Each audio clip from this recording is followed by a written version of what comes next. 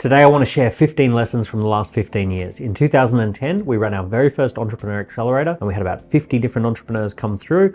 Since then, we've had 5,500 people in Australia, Singapore, UK, USA, Canada, all these other countries. It's been an amazing experience seeing so many entrepreneurs and seeing what works, what doesn't work. And I want to share with you the 15 biggest lessons that I've learned in the last 15 years about entrepreneurship, business, and success. Okay, lesson number one is you're already standing on a mountain of value. When you climb up on top of a mountain, you can see everything except for the mountain, and that's called proximity bias. It means that you're too close to something to be able to see it. I noticed that in most businesses, there are things that you totally take for granted that are incredibly valuable. We call that intellectual property, and it could probably scale. It could be probably wildly valuable to lots and lots of people, but you're so close to it, you just don't really place much of a value on it. So if you've been doing something for the last 10, 15, 20 years, there's a good chance that you are sitting on a treasure trove of intellectual property. You need to pause, reflect, and document what that is so that more people can understand the value that you offer. Lesson number two, only oversubscribed businesses make a profit. On day one of an economics degree, they teach you about bananas. They say if you've got lots of bananas and not many people who want to buy them, you're going to make a loss. If you've got lots of people who want to buy bananas, but not enough bananas, you're going to make a profit. And that simple lesson is one of the most forgotten lessons in entrepreneurship. People forget that their job as an entrepreneur is to manufacture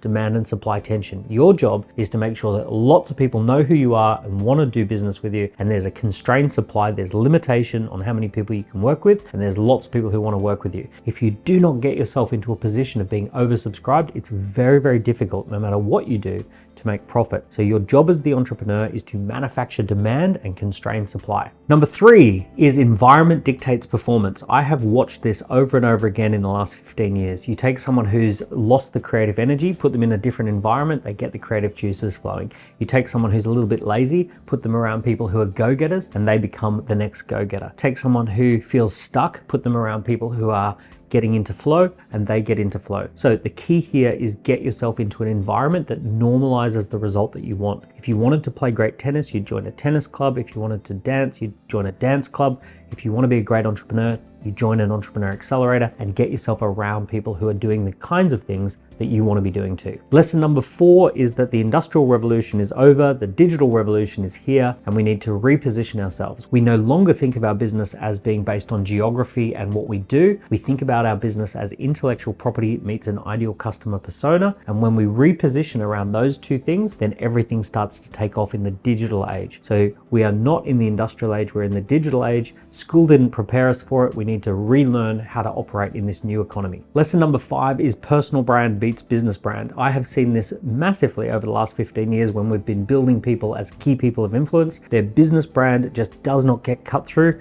And as soon as they go out there and become a personal brand, they get 20 times as much attention. It does not mean becoming an influencer. It just means being a good representative of your business and of what you do. And as soon as you embrace this and get over the resistance you've got around this, then everything starts to take off. The key person of influence brand is the number one way to get extra attention in this world that relies upon the attention that you can get. Lesson number six, you get what you pitch for and you're always pitching. Entrepreneurship is the journey of 1,000 pitches. You're going to be doing 1,000 pitches anyway. You better make sure that they're good.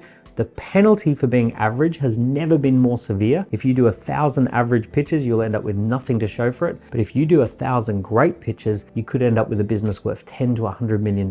So every entrepreneur needs to get good at pitching, needs to treat pitching as one of the most important things that they do, and pitch into existence the kind of business that you want. Lesson number seven, prolific beats perfect. I see so many people who are perfectionists. They don't want to release anything unless it's absolutely fine-tuned within an inch of its life, and that doesn't really work. What works is prolific output, the ability to put stuff out every single week, to write blogs and posts, to put out videos, to do things even if it's not perfect, be directionally correct at first, and then fine tune in the market. The businesses that do really, really well prioritizing being prolific over being perfect. They get a volume of things out into the marketplace and then they decide which ones they want to perfect. Lesson number eight, products and services don't make money, product and service ecosystems make money. If you take someone famous like Gordon Ramsay and you try and copy any one particular thing that he's doing, it probably won't work. The books on their own wouldn't make money. The restaurants on their own aren't hugely profitable. The media on its own might not be wildly profitable. But when you combine all of those products and services into an ecosystem, suddenly the whole thing becomes a very powerful and hard to compete with ecosystem. One of the things that we've seen over the last 15 years is when we focus on building the right product and service ecosystem, we get transformational results to the bottom line. What we want is we want to have products and services that attract attention, that build trust. We want products and services that deliver transformation and build value and maintain high standards over time. Each of those different products or services has its own job, and when we combine them all together, we get a product and service ecosystem that becomes wildly profitable. Lesson number 9, businesses that succeed become known by the success of their clients. They're not trying to say, look at me. They're saying, have a look at this transformation that my client got. They're saying, look at the results that our clients get, and that's how they're becoming famous. They're getting famous, they're getting known for the value that they offer, not for being narcissistic or being self-centered or putting themselves in the limelight. They're not chasing the spotlight, they're becoming a spotlight, and they're showing people the results that their clients get. They share case studies, they share reviews, they share the intellectual property that created the transformation. They share a lot of stuff freely so that people can feel like they're the star of the show as opposed to the business or the personal brand being the star of the show. So that customers can feel like they are the star of the show, they're the celebrity instead of the key person of influence or the business. Lesson number 10, somebody woke up this morning with the resources that your business could benefit from, and you need to go and ask if you can borrow it or partner with them. Right? Someone's got those resources. Someone this morning has more fame and they want to use that fame to direct people to perhaps your business. Someone's got capital, they've got money that they may want to invest in your business. Someone's got a PhD or an MBA and they may want to join your advisory board. Someone has a massive distribution channel and they may need some new products like your products to go through that distribution channel. Someone has a hot product and they may want to partner with you for the distribution. All sorts of things can be done through partnership. Rather than trying to reinvent everything on your own and do it all on your own, your job is to find out who already has that thing and partner with them. Lesson number 11, business is a team sport. You cannot get anything done on your own. You need to have teams. I love 2-person scout teams, 4-person fire starter teams, 8-person core teams, and 30-person growth teams. I love moving through those team sizes. I love developing teams. I've never been on my own. I've never been a solopreneur. From day one, I always have teams and I'm always growing my teams. I truly believe that the only time you can get something great done is when you get the right people in the room and you have that team dynamic. Lesson number 12. Alignment is a sort of form of magic. Something magical happens when you get a team into alignment. When everyone is clear about the goal, when everyone's clear about the milestones, when everyone's aligned to the vision and the values and the mission, some magical thing happens. There's this new ingredient that is created within a team, and I call this up to something energy. The team is aligned and they're up to something, they've got a goal and they're on their mission to get it done. And that magical ingredient is what you're trying to achieve with a team. You're trying to get them aligned and energized.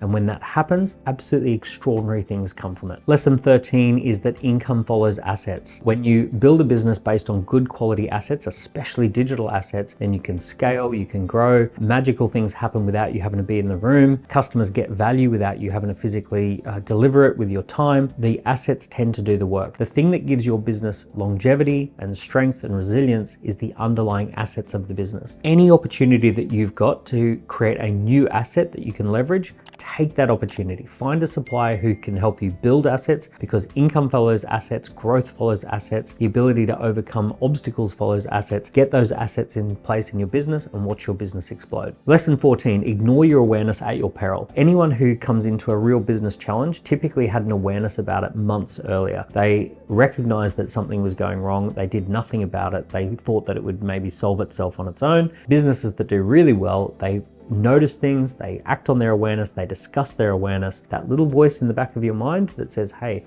we need to address this problem, we need to address this issue, we need to seize this opportunity. Those conversations actually get discussed. There's a place for those conversations to come out. Maybe you keep an awareness list in your phone, maybe you have an awareness meeting or discussion once a week or every 2 weeks, but somehow you and your team can discuss and solve awarenesses. Lesson number 15, it's your business and you get to make the rules. Isn't that cool? You don't have to build a unicorn business like a Silicon Valley business. You don't have to build a business based upon how it used to look 50 years ago. You don't have to take over your parents' business and run it the way they ran it. It's your business. You get to make the rules. If you want to build a business where you can live and work from anywhere, if you want to build a business that you only do 3 or 4 days a week, if you want to do a business where you stay up late and do things late at night because you're a bit of a night owl and you want the day for something else, it's your business. You get to make the rules. We're living in this incredible time where through the power of digital assets, through the power of the internet, through the power of all the technology that we have at our fingertips, we can build businesses that leave us with fun, freedom, fulfillment, and financial success. And you get to do that if you design it that way. So remember, it's your business and you get to make the rules. One more bonus lesson, where we get the name Dent from is the Steve Jobs quote that an entrepreneur's job is to make a dent in the universe, or else why even bother? We take that to mean a meaningful impact. When a business is making a meaningful impact in the world, everyone comes to life. Customers love it, the employees love it, the team loves it, the entrepreneur loves it. So the biggest thing that you can possibly do to supercharge your business is find a way that you can make your dent in the universe. I hope you've enjoyed those 15 lessons from my last 15 years. I'm actually looking forward to the next 15 years where we continue to work with entrepreneurs to stand out, scale up, and make a big dent in the universe. If you're enjoying these videos, give this channel a like and a subscribe. And also, I'm running some live events on Zoom. I would love for you to be there so that we can have these conversations, but in a live environment. We can do Q&A and I can share with you some of my latest thinking. So there'll be a link somewhere around here that you can book in. It's an online live webinar and I'd love to see you there. Okay, I'll see you soon.